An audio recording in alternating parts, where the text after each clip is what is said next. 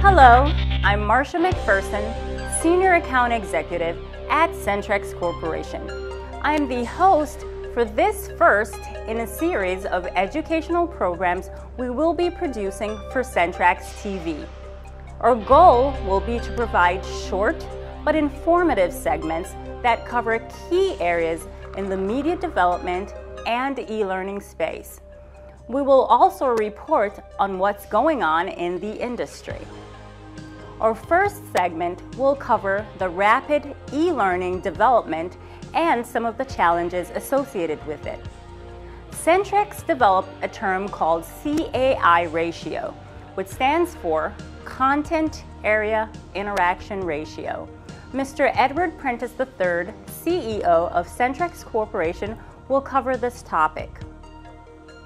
Thank you for viewing this Centrex TV segment on the CAI Ratio.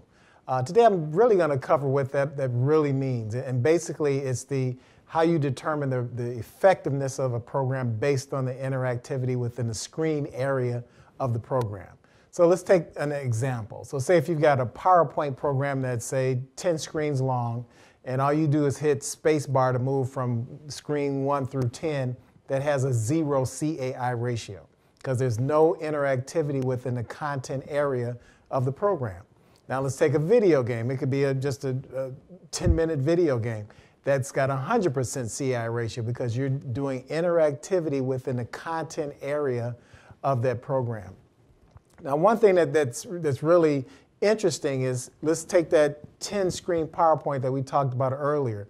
Even if you only enhance, say, 3 of those 10 screens and make those really interactive, where you're interacting within the content area, where you may think that's only a 30% improvement because it's 3 screens, you can actually get maybe a 60 or 70% improvement in the effectiveness of that program, because when a person gets to those screens, they really get the key interactivity of the program, even though you've only done the 3 screens.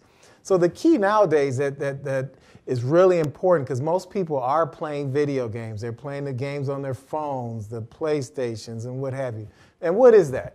You're always interacting with the content area, even on your phones or PlayStations or PSP devices or your tablets and what have you. So the essence of it is, you want to have your content where someone's constantly interacting with the screen.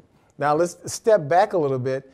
It really depends on the content. For example, if it's a reference type screen, you may not need to have interactivity there. You may just need to have a screen with some text, bullet points, what have you, because you're talking about reference. Now let's say it's some sort of scenario, or how to fix a piece of equipment or something like that. Instead of just having still images and bullet points on how to fix that equipment, you might have an interactive segment where you show the piece of equipment being taken apart, or you have to drag and drop that segment to it.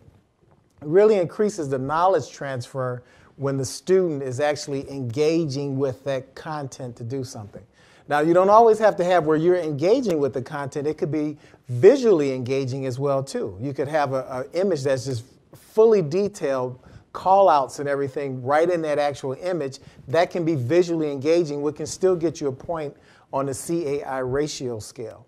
So in essence, to sum that all up, what you want in your programs, you don't want a program where you just click next, next, next, next, or just have text on one side, graphic on one side, text on one side, graphic on one side.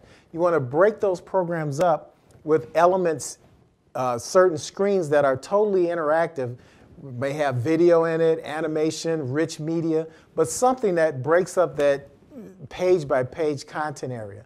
And I mainly want to just show these short segments where we give you some key points in how to develop really effective e-learning with great knowledge transfer. Thank you for viewing this segment, and hopefully you'll join us in our next Centrex TV program. Stay tuned for the next Centrex TV segment, where we will be covering how tablets are being used for sales presentations.